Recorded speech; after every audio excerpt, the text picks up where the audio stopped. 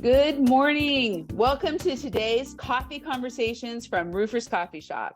My name is Heidi Ellsworth, and I am so excited about today's coffee conversation. Is there anything more important than saving the world and saving the earth? And that's what we're going to be talking about today. We're going to be talking about sustainability, the environment, and what the roofing industry is doing to help protect the future generations. So let's get started. Before we move on, as you all know, this is being recorded and it will be available within 24 hours for you to share out, talk about, watch again, whatever you may need. So be sure to share that with everyone who you know in the roofing industry who would be interested. Also, we like questions. So the chat is enabled. Please get on, say hello, let us know where you're from, what kind of business you have, commercial or residential, your name. We definitely want to have a lot going on in the chat. Questions the whole time. Don't wait till the end. If you have a question or a comment, you like what you're hearing, or you're wondering about something, please put that in the chat and we can keep the conversation flowing. So let's get started on this great topic of roofing recycling. First of all, I would like to thank Owens Corning as our sponsor this morning. They are a leader in this. They have been leading the efforts in recycling, environment, and sustainability for years. In fact, if you go back to October 2021, you'll be able to see our current guest today, Mark Leo, in an earlier coffee conversations about roofing recycling. So it's really interesting to see the dedication that Owens Corning and the people of Owens Corning have to this topic. So thank you, Owens Corning, for being a sponsor, and thank you even more for everything you're doing to help the roofing industry and our environment. So first of all, I would like to introduce Lauren Lewandowski. Lauren, can you please introduce yourself and let everybody know who you are? Thanks, Heidi. I'm Lauren Lewandowski, and I'm the Director of Asphalt Innovation for Owens Corning. I've been with Owens Corning for over 11 years and been in the roofing, asphalt, and the paving space for about 33 years. Probably been looking at the shingle recycling area probably the past 15 years. Wow. That is great. And so lots of knowledge. You've been very involved. I'm excited to be able to have some of these conversations. I'd also like to introduce Mark Leo. Mark, can you please introduce yourself and tell us a little bit about yourself? Sure. Yeah, my name is Mark Leo. I'm Director for Circular Economy with Owens Corning. I've been with Owens Corning for about 6 years, and I've been in the construction industry for about 20 years, and that's different areas sort of up and down the value chain in construction and real estate development, and then all the way up the value chain into construction chemicals, and right now, obviously, in building materials with Owens Corning. I'm focused on leading the circular economy team, which is all about keeping Owens Corning material out of landfills. And obviously, for us, shingles is a top priority for that. So that's what we're working on. That's excellent. That's awesome. Well, okay. I think it's always good to kind of get a baseline. And as we're talking about recycling, Lauren, I would love for you to talk about the history of recycling and roofing and how did we get here today? So the concept of recycling roofing really goes back to the late 80s when there were several patents issued for the use of recycled asphalt, shingles, and paving. And if you look at the cost of asphalt over the last 4 decades, going back to like 1980, the price of asphalt's really gone up by a factor of 3 to 4. So the value of the asphalt to the hot mix asphalt paving contractors increased over time. And with that, so has the use. So if we go forward a little bit, in 2016, it really peaked with the use of recycled asphalt, shingles, and paving. And then it started to taper off. It got to about almost 2 million tons of shingle waste going into paving. And really, the industry didn't really have the right use specification, so it really tapered off over the next several years. But if you look at today, the paving industry has really developed a novel approach with something called balanced mix design, and that's allowing the contractor to be innovative and also to use more recycled content. And we think with that, we're going to get more recycling into the paving space. When you look at the roofing space, it's really you're starting to see a lot of focus on getting the shingle waste back into the manufacturing process and back into our products. That's really where we are today. And so, I've been in the industry for quite a while myself, worked with contractors for probably 25 years who have been working at recycling, have been trying to get that moving for them personally. Some are having great success, some are still trying to work on it. So what do you see as the current state of recycling with the contractors in roofing today, Lauren? So I think with the heightened sense around and focus around sustainability and the increased regulatory and legislative activity, I think there's a lot of momentum to recycle more. Mark? Yeah, I mean, we've been following these trends over time, and clearly trying to be a leader in this space, and advancing our sustainability agenda and making long-term commitments there. So I'd say the Owens Corning story is very similar to what you've described. I mean, we've been looking at this for decades. Up until this point, we haven't really found a breakthrough solution to solve the problem. But a couple of years ago, we've decided to kind of double down in this space, and we formed a team of people who are going to spend, their priority, the most of their time looking at shingle recycling and trying to develop a program. So that team went out and has been working over the past couple of years to look at different technologies, different approaches, what's being done in the market, and think about what's the best fit for Owens Corning in terms of what we want to build our platform around. So that's how we've approached it, and that's what we're currently working on.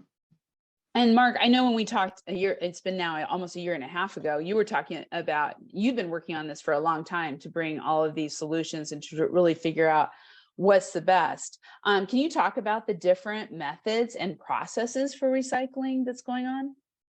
Yeah, sure. And there's a lot going on out there. I mean, we've seen folks do all sorts of things and try all sorts of things when it comes to trying to recycle shingles. I mean, you can put them in cement kilns, you can grind them up and use them for dust suppression on roads, you can put them into landscaping.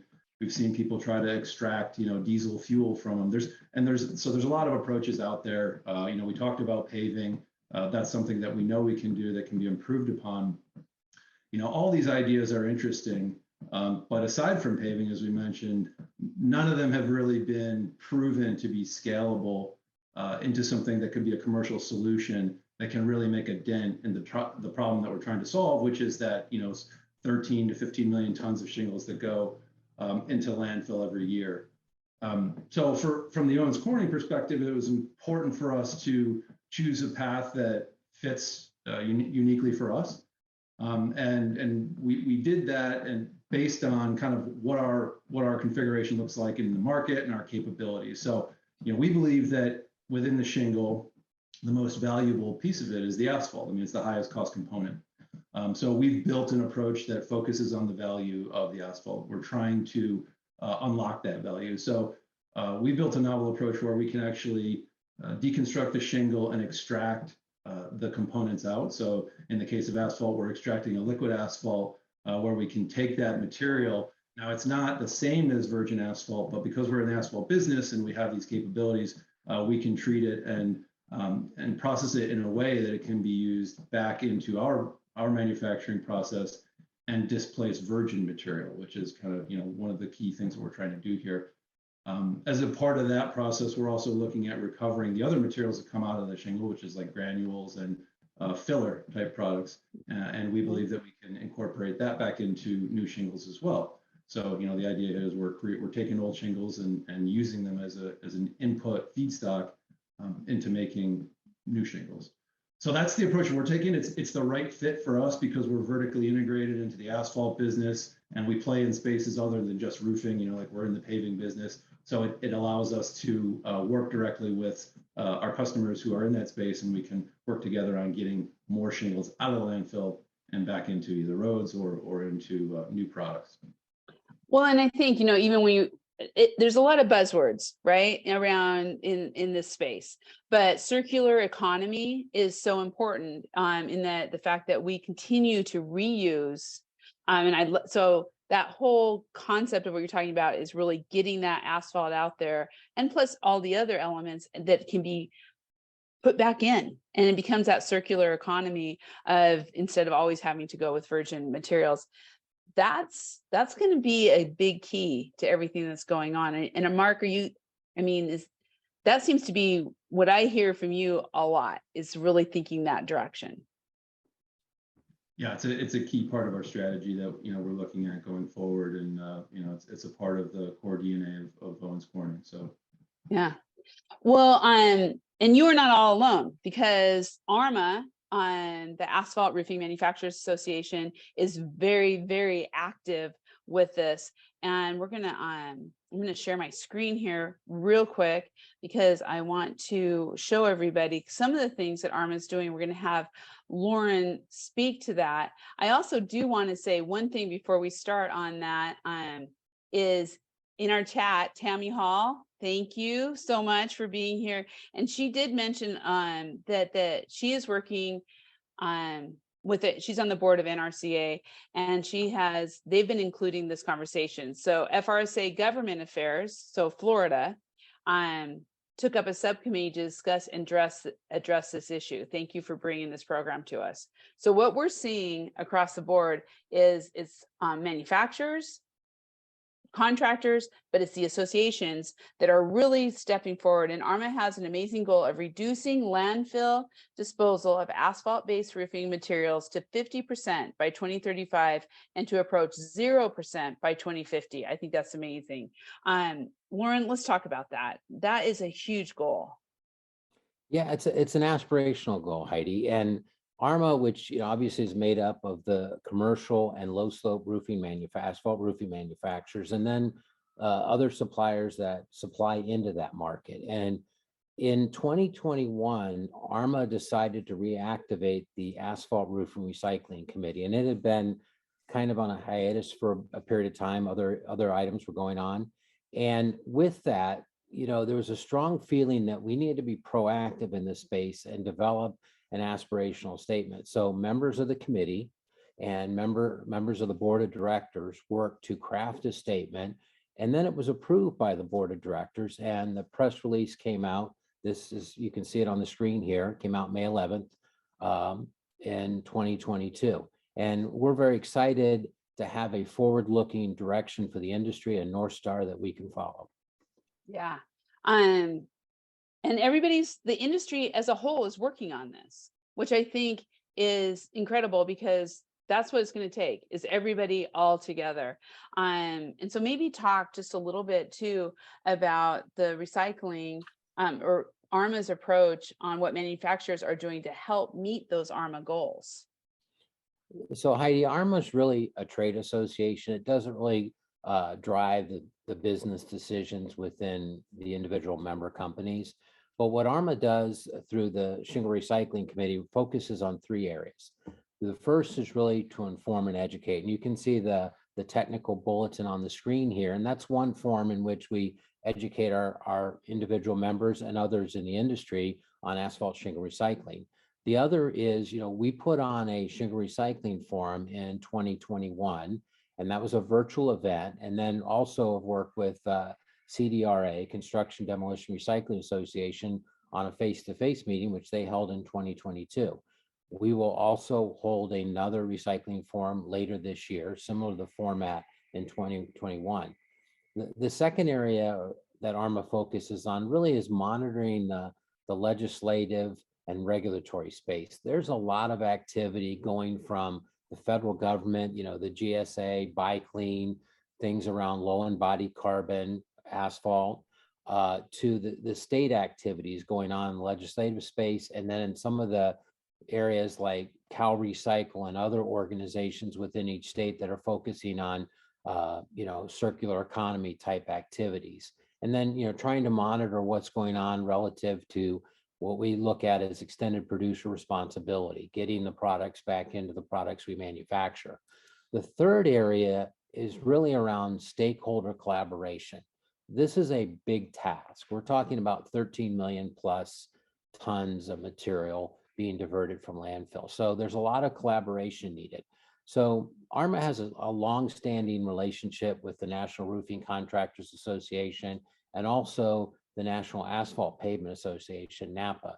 but also looks to collaborate with CDRA, with the Asphalt Institute, and other organizations to find synergies of how we can promote getting more shingle waste out of the landfill. But when you think about how we meet that goal, really the onus is on the manufacturers themselves, and to try to figure out what portion is theirs to divert of that 13+ million tons of landfill of shingle waste from landfill. There is I mean, that is huge. And and I'm just hearing, and I know this is a lot of what's out there in the industry, or just people talking, but that there may come a point when contractors won't be able to take their waste or their shingles to the landfills. So this is more important than ever that we kind of start getting some of these solutions now.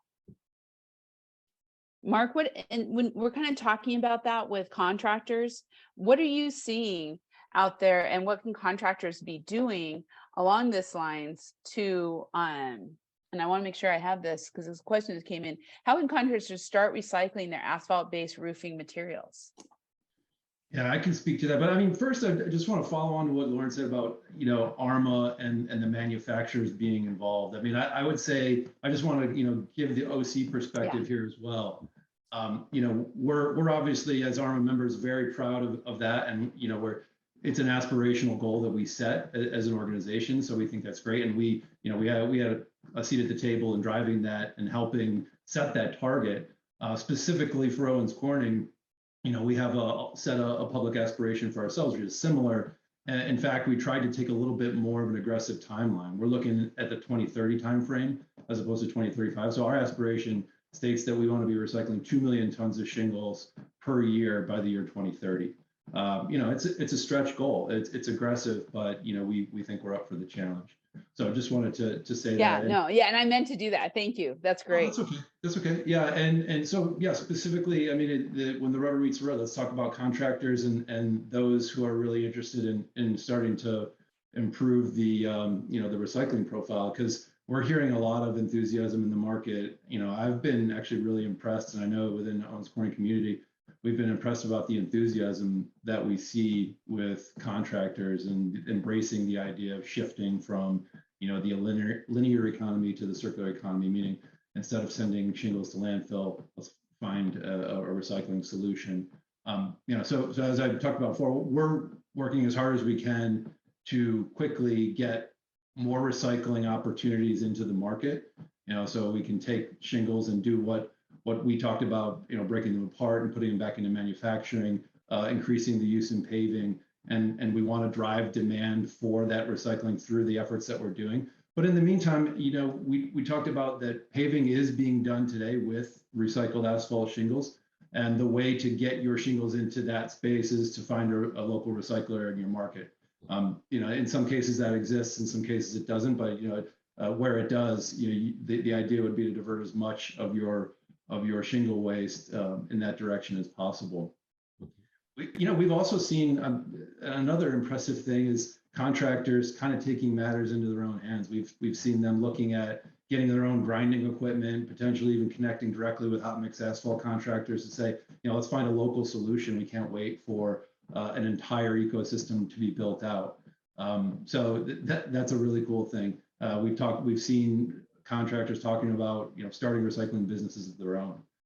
So it's really great to see that. In any case, as Owens Corning, and with our relationship with our contractors, we encourage everyone who's, especially the ones who are showing the enthusiasm and interest in getting involved, to stay in touch, because there's a lot of planning that has to happen as we build out these solutions and bring them to market. We need to work together to create the supply chains and understand how we work together. So as we go through this journey, we're going to expect to be partnering closely with our contractors and those out in the marketplace. Perfect. So we have a lot of questions here, gentlemen, that are coming through. So I want to make sure we are getting through them and getting everybody's questions. So just real quick, before I pull up those questions, Mark, just again, because we've been kind of talking about this through the whole thing, but just maybe give us a high level again of kind of the OC program and what you see coming down the pike that direction, so that then some of these questions are going to go right directly to that. Yeah, so another high level description of the OC program. Yeah. It's really it's a two-pronged strategy. We believe that in order to reach our goal of 2 million tons of shingles per year, we need to take shingles apart and get those components into a state that can be introduced back into our manufacturing process. We think that's going to get us half of the way there. We expect to divert a certain number of shingles with that method. We'll consume that material that comes out of the back end of the recycling process. And if we have excess, we can potentially sell that into the market as well. We can work with the other folks in the industry who don't want to go into the business or go through the process of doing the recycling. Maybe we can supply that. So that's the first side of it, is the actual deconstruction and extraction of the components. The second side is the paving. We're in the paving space in the sense that we are in the asphalt business. We have customers who are paving contractors who we work with in different regions. And the idea is that we want to work directly with them to help them increase the amount of recycled shingles that they are putting into their mixes. As we discussed, that's something that is a practice that's been done to varying degrees over time. We've seen it peak out in the mid-teens, 20 teens, and we want to get back up to those levels, and we want to exceed that. And that can be done by using these balanced mix design principles and making sure that the performance of mixes that include recycled asphalt shingles equal what's done with conventional mixes. So that's what we'll be focusing on with our customers and the players in those markets. Thank you, because there's a lot of questions coming this way, so that's why I want to kind of level set here. Yeah. So from Ed Farnham, thank you, Ed. He said, so has Owens Corning been able to crack the bond for shingles? If that makes sense. The way I interpret that question is, have we proven that the approach that we're talking about will work, where taking them apart and extracting the components and putting them back into the manufacturing process? The answer to that is we've proven that we can do this at the lab scale. We're working with partners in the market who we've established some projects together with. We've just back in December cut the ribbon on a pilot manufacturing facility, which is going to be doing this process, which is taking input shingles, starts with a mechanical process, and then goes into a chemical recycling process, and then extracts the components. Now, as I said, we've proven that this works at the lab scale. Now, for us, that we're at a critical point here in this work stream where we need to prove that this can be scaled. So we're at an interim stage where we are going to take material that comes out of this process, and we're going to be testing it and doing trials internally to prove to ourselves that this is a commercial solution that we can then scale up across our entire network, so that we can make a real dent in the challenge here of diverting shingles. Wow. And that's a large network, so it's going to make a huge difference for everyone. I do want to say hello to Sarah. Sarah, thank you for being on here. And the recording is going to be available within 24 hours. And you also had mentioned that you are really excited about getting into this and offering recycling. So I just want to read your note. Sorry, everyone. I'm looking. We have some great chat. But Sarah is in Minnesota and is deeply interested in learning how to offer recycling to her clients. No idea where to begin. So hopefully this will help, and we'll be able to get you with the people. ARMA is where you want to talk about. I also have another note here, Sarah, from Tracy Prochu in Washington, where they have Miles is doing a great job with contractors and has awesome systems in place for recycling asphalt shingles. So sometimes, like Mark said, it's about finding those local ones, but then working with your manufacturer or with your associations to really continue to get that information. We're hoping this is going to get everybody asking those questions of who they're working with. So we have another question here for you gentlemen, and that is also from Ed. And so the question is, can we use all shingles for RAS? So we might want to explain to everybody what RAS is, or just waste from new material, or RAS from 50-year-old roofs. Lauren, do you want to, or Mark? Yeah, let me take that. So yeah. Recycled asphalt shingles. So, by the time a shingle reaches the end of life, there's there's a lot of commonality across all the products. So from a shingle perspective, recycling is pretty indiscriminate with respect to that. Where their challenges though are on the low slope roofing side, and understanding that those materials have different compositions than shingles and require a different approach. But typically when you can kind of separate out shingle waste from a post-consumer, which is the tear-offs I talked about, and also the manufacturing waste. Obviously, the manufacturing waste hasn't been exposed to the environment for the period of time that a tear-off has, and it requires probably a little different approach to recycling versus tear-offs. Okay, and Ed also mentioned here, each state is different in RAS use. And so maybe to that pilot again, he's asking what states are you working with? Is New York one of them? Mark? So in the use of paving, yeah, there's 50 different DOTs, so every state has its own policy around the use of RAS. But even in states where there isn't, there are commercial paving projects that make up typically at least half of all the pavement that goes down, which can incorporate RAS, because it's not subject to DOT. Approximately nationwide or in North America, the amount of hot mix asphalt paving that goes down, or asphalt paving, is on the order of 400 million tons. So there's quite a bit of opportunity across the nation on an annual basis for finding a place for recycled asphalt shingles. So it's not like we have to have an acceptance of every DOT on every project. There's places that we can work in the meantime while we work to influence those codes and influence the increased acceptance of this as a good industry practice and build confidence in that space. And it's really going to take all of these initiatives to hit ARMA's goals and aspirations. And one of your fellow ARMA task force, Steve Wadding. Steve, thank you for being here. Has looked at the ARMA's looking at low slope roofing as well. Steve is working on the task force. He's chairing it actually. So this task force is looking for thoughts and ideas to help forward the many challenges related to recycling low slope roof materials. So Lauren, maybe you can talk about that on the low slope side of what ARMA is looking at.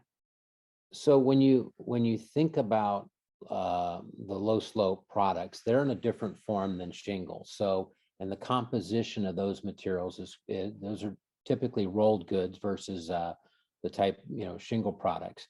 So the way those materials are processed is unique to the form of the product.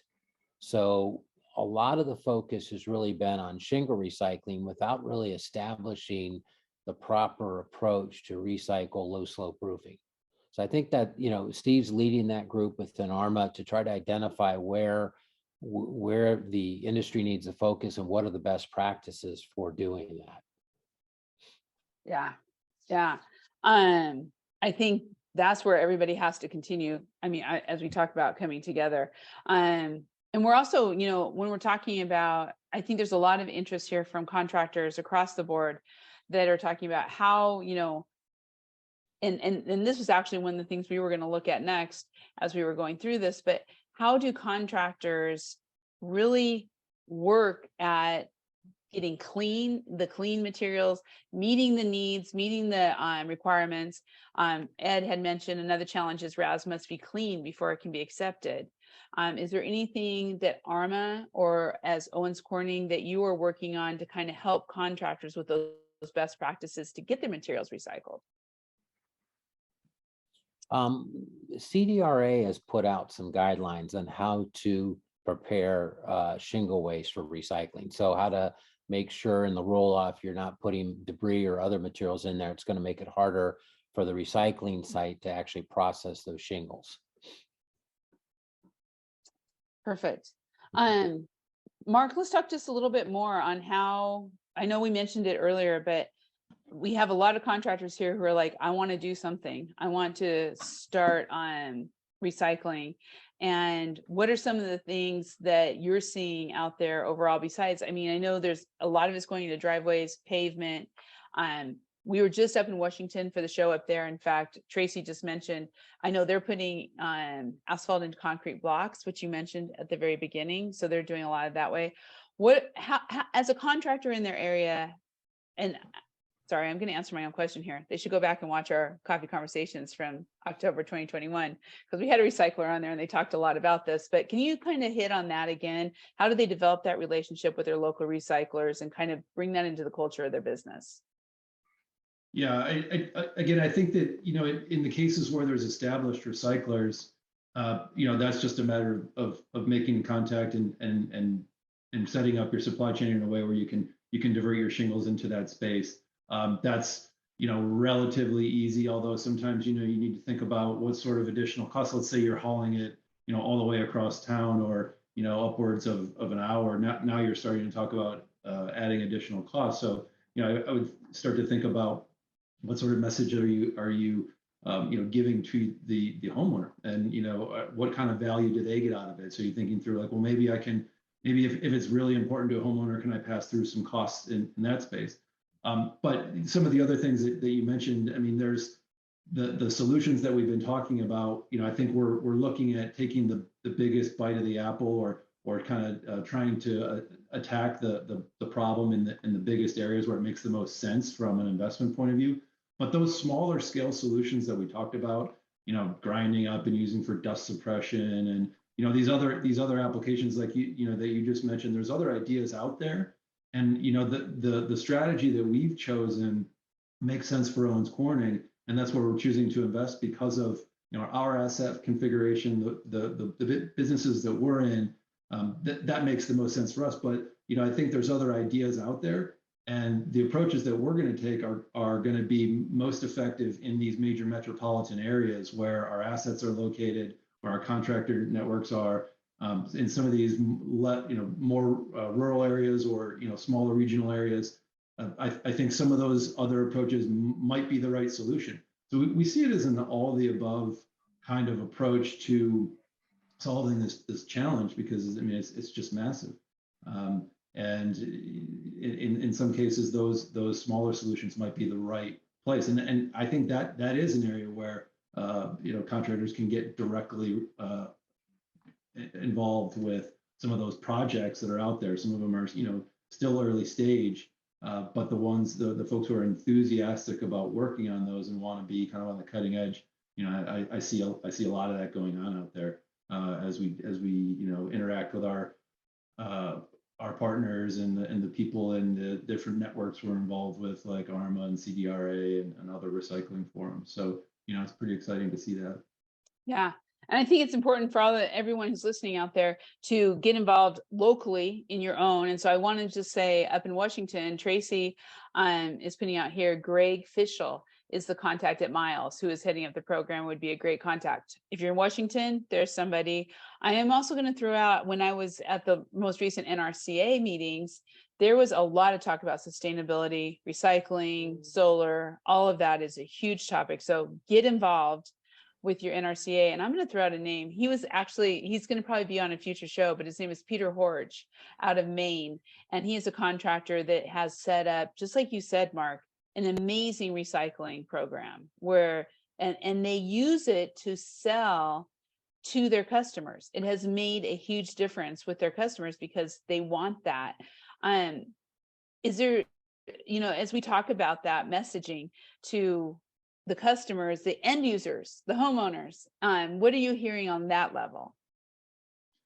I see a lot of enthusiasm. That this idea of a next generation shingle ecosystem has got a lot of people interested, especially as you look at some of the new demographic of homeowners. The millennial generation is coming in and now being a significant block of home ownership, and they're really interested in this space. So and then there's other groups that can be influenced as well, who the more they learn, the more excited they get. So I think it's an important thing that we should emphasize, which is the more we talk to homeowners and the more we talk in these spaces about, the end users and help them understand what we're trying to do and the idea that we're going to have, product lines of shingles that have a significant amount of recycled content, or, a guarantee that when you replace your roof, the shingles that come off are not going to go into a landfill. They're going to go and be reused in some, added value applications, such as going into new shingles or going into roads or, whatever it may be. That kind of enthusiasm in the market just helps us. It helps us move faster. It helps everyone who's in this ecosystem have the confidence to invest, because it does take investment. It takes a little bit of a leap of faith from players who are in this space, and the confidence that everyone is bought in and all in agreement that we're going to go in this direction just helps people get over the fence just that much sooner. So that's what we would encourage folks to continue to do. Yeah. So we have some more great questions. George Wadding, thank you so much for being on here. It's great to see your name. And George had a question for Lauren. Does the use of modified asphalt, is it a complication or an enhancement in the recycling process? Good question. When you think about the different processes that are out there to recycle, all of them typically start by grinding the shingle. And tear-offs, when they reach the end of life, are typically pretty brittle. And so they're easy to grind and break into smaller particles, which is what you need in most recycling processes. When you get to modified materials, they're harder to grind because they tend not to be the same type of composition. And they tend to, it's more difficult to grind them. They might gum up, for example, the grinders or the teeth on it. So it's a little harder to process. Once you get through that grinding process, I think the modifieds, are just as easily recycled as the other material. So it has that benefit at the end. Yeah. I mean, there's a lot of modified products out there. And Yeah. so it's something we need to be looking Absolutely. at. One of the questions that I think this has been true since, man, when I was in the late 90s working with contractors on recycling, was the economics. What are the economics of, really as a contractor putting that in there? Is it going to buy us recycling? And actually, even at this point, Mark and Lauren, having some of the material go back in that circular economy. What do you see long term for the economics? Does this help with pricing for consumers? Is it something that's I know it's a long ways off, but what are some of the things you're seeing there? So yeah, let me address that, Heidi. As I mentioned earlier at the start, the price of asphalt has increased dramatically over the last 40 years. And if you look at today's world, we talk about sustainability for roofing, but you see it in all aspects of our life.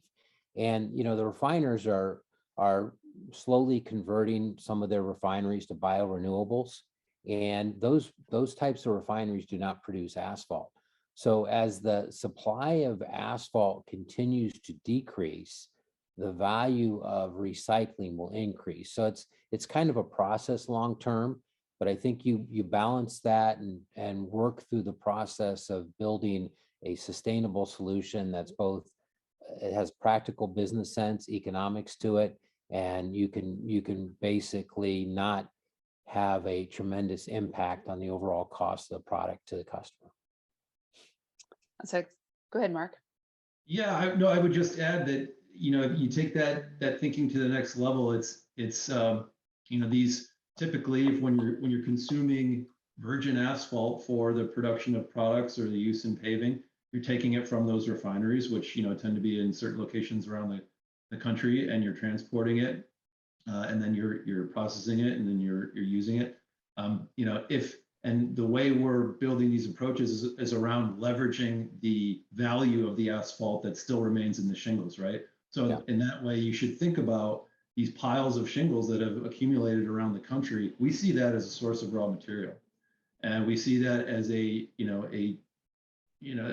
a really interesting source of asphalt where it's becoming more scarce in some areas. We think of this as a feedstock raw material that, in a lot of ways is decoupled from, what a typical asphalt market is, which follows the price of oil roughly and so this is an interesting space to be in, and we see it as a potential real benefit when we make that input a part of our business. Yeah, and we've been seeing a lot of, items that are being recycled that no one even thought about recycling before.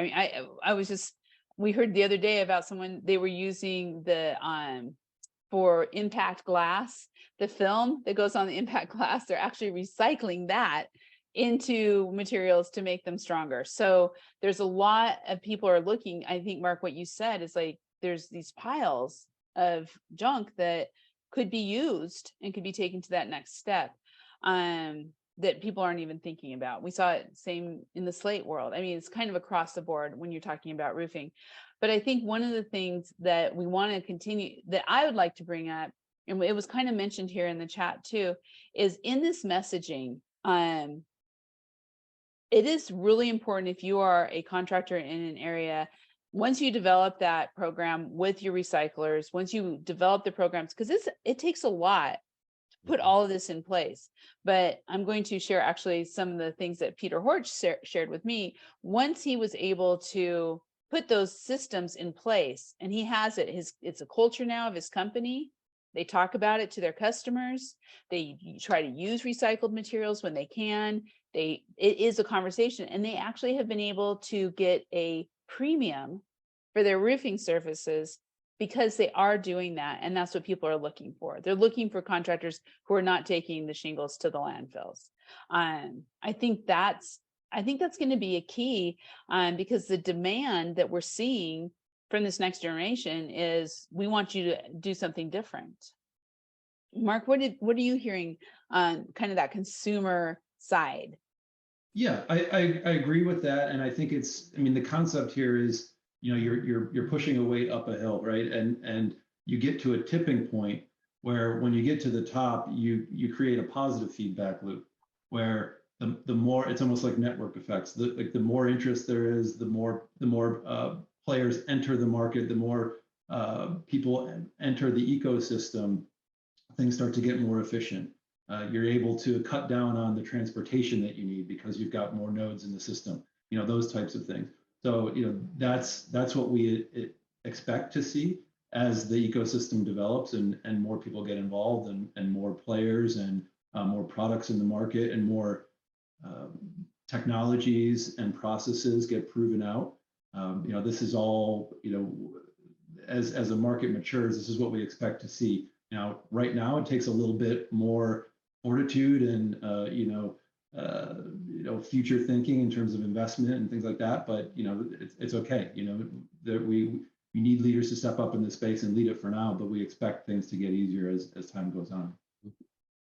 So, Lauren, for the contractors who are out there right now, and we have some questions like, where can I find recycling spaces? Is there a list? Is there a way? How do I go about this?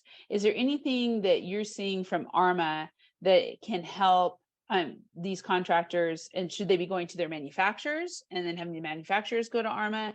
What's that little path if they're looking for help from industry associations? So I think, I think one thing is obviously talking to the manufacturers, but I think for each contractor, and Mark highlighted this before around, the ecosystem in the way of recycling products is fairly geographically tight. You don't want to be taking the material from a job site more than like an hour away. So I think as the contractors look at their space, and there's many, we highlighted a few at the Shingle Recycling Forum that have worked with local paving contractors or actually built their own grinding capability and then aligned with others in the industry to build out that little ecosystem.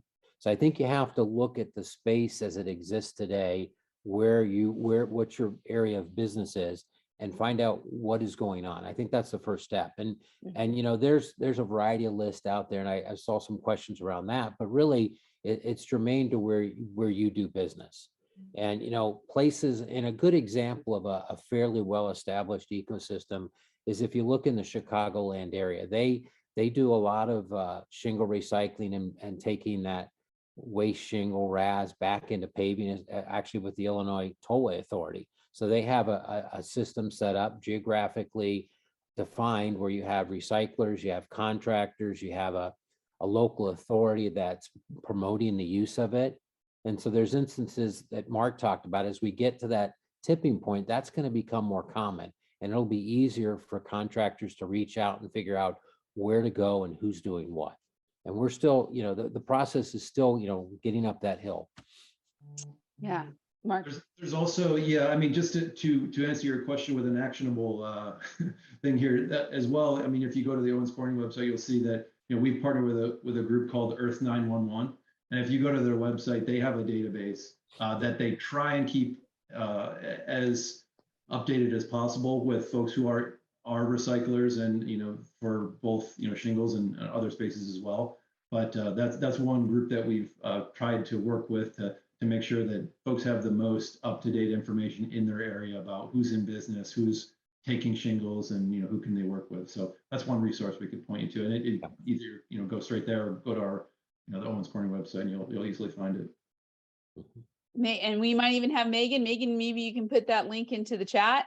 I just wrote down that chat too. So Earth 911, and like I said too, I think there's if you're doing Googles on doing Googles, but if you Google it, you're going to find a lot of different recycling groups out there too that are trying to. I know we had that before, so we'll continue to get that information on Rufus Coffee Shop so you can find it. We do have another question, again from George. Thank you. I am currently involved in 2 repair or replacement projects, my church and my HOA, both of which are a considerable size. This is in Phoenix, Arizona. Any input would be helpful. The HOA has considered considerable funds available. The church will have to raise funds to, George, I'm assuming this is in order to recycle. That's a really interesting question. Like, as people are looking at, and if they're going to recycle everything and there's that extra cost, how do they fund that? How do they make sure that it happens? Because that it's not always as easy as just taking it to the recycler, right? Right, and yeah, I don't know the Phoenix area very well, so it depends. So you'll see different dynamics in different areas because there is value in shingles.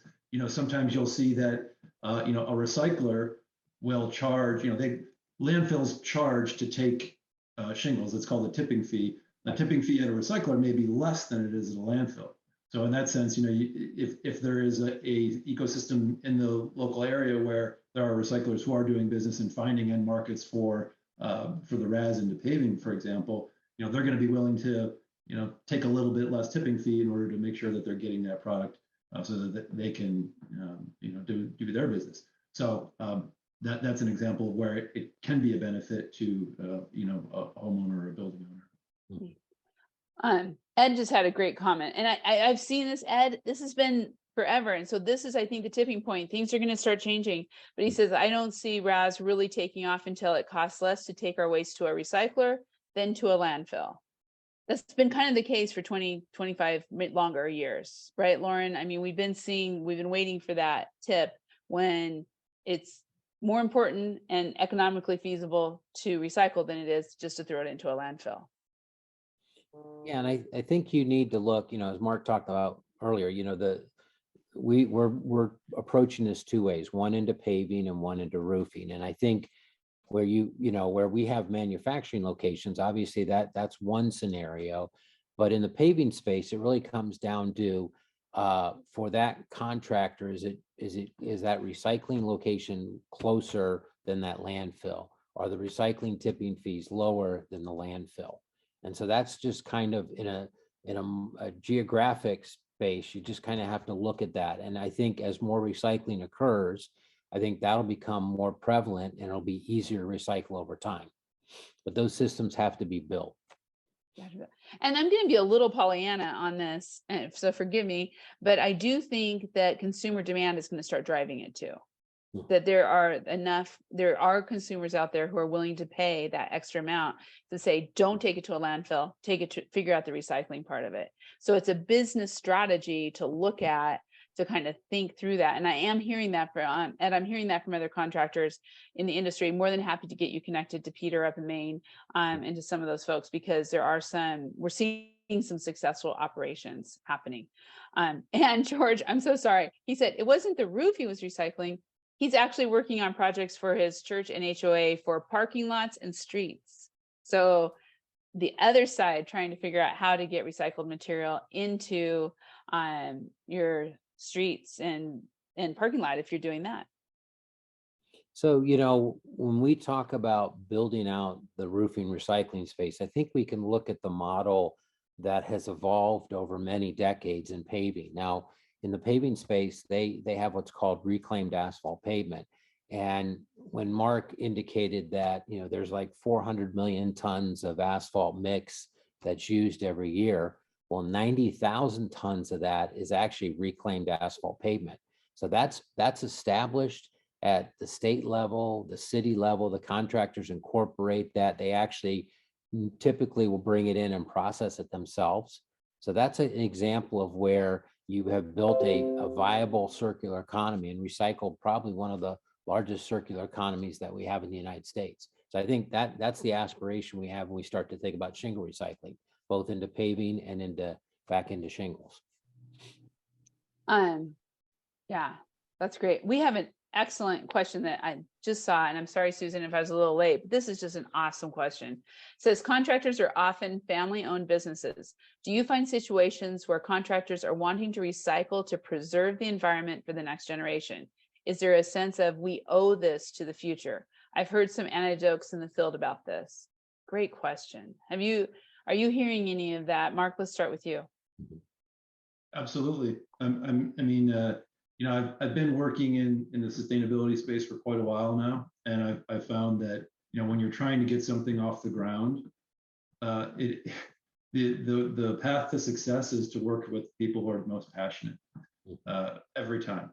And it's otherwise you're trying to push a rope, and it's very difficult to do. But yes, so for us, the people that we tend to talk to, the people that reach out to me directly after something like a conversation like this, or some sort of press release or whatever, it's always those folks who are extremely passionate about this, who want to get involved, and who are looking for a way to differentiate themselves. And they're whether it be a family business, they're a contractor, whatever it may be, are looking for that angle. And oftentimes there is a way to do that, to do some small scale project, to work together on something where you can demonstrate to your customers that this is important to you. And people who like that are going to have found themselves a customer segment who is willing to pay more, or who is gonna choose them over someone who's not having these types of discussions. So yes, it's very common.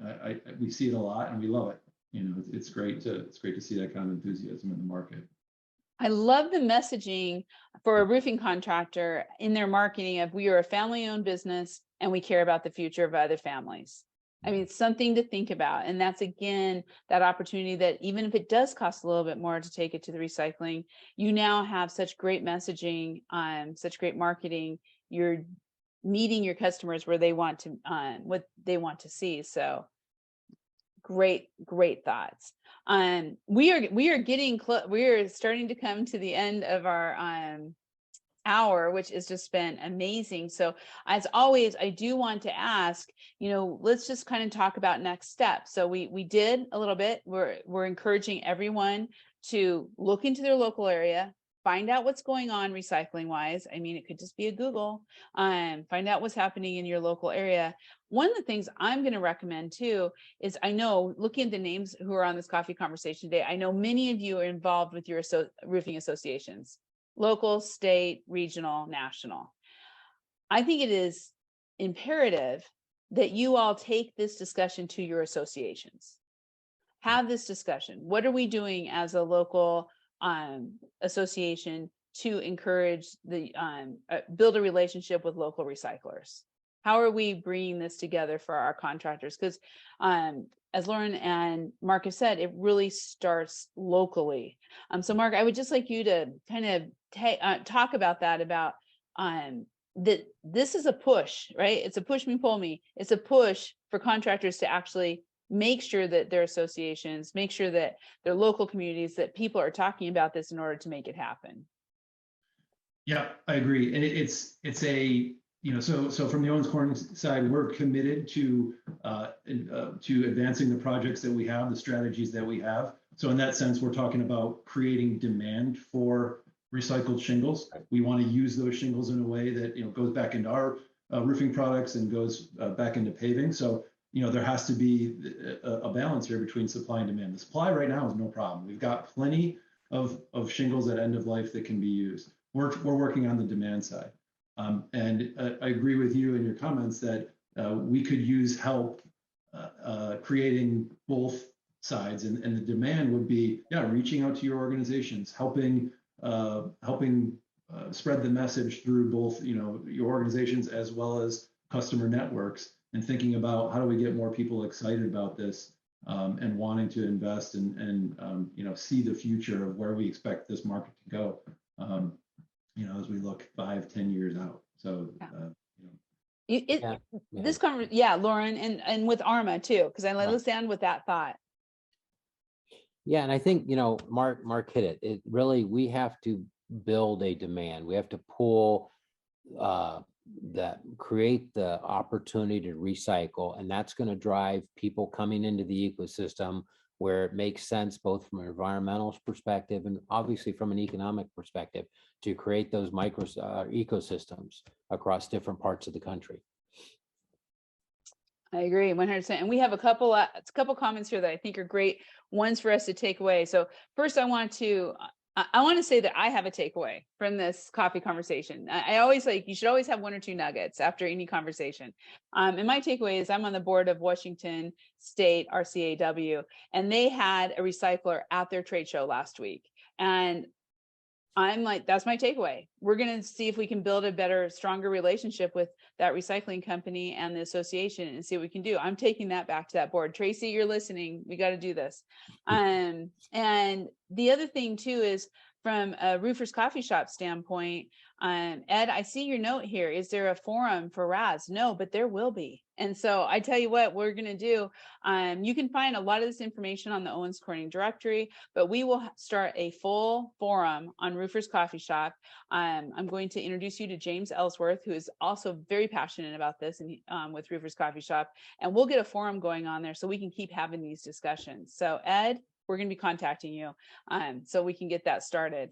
The other thing that we had from Frank that just came in that is great, is there any consideration for manufacturer rebate programs for recycling? I think we're kind of at the end, so we're probably not going to answer that right now, but I think that's a good thought for everybody to have in their head as we leave this conversation is how do we manufacturers and contractors work together? There's a lot of great loyalty programs out there, and Owens Corning has one of the best, but there's a lot of those kind of things. So maybe that becomes starting part of that. That's Frank, great comment. And then John Kenny, a very important and interesting topic today, like any other change needed, continuing to have conversations like these in education will move us off the mark. John, you're awesome. Yes. Ed, you have a lot more questions there. We're going to come back to you because we're at the end of our day.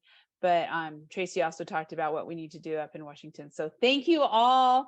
Thank you so much, Mark and Lauren, for being on here today. You were amazing as always. And we are really looking forward to continuing to watch where you take this. I mean, what an amazing program you have going. Thanks for having us. Thank you.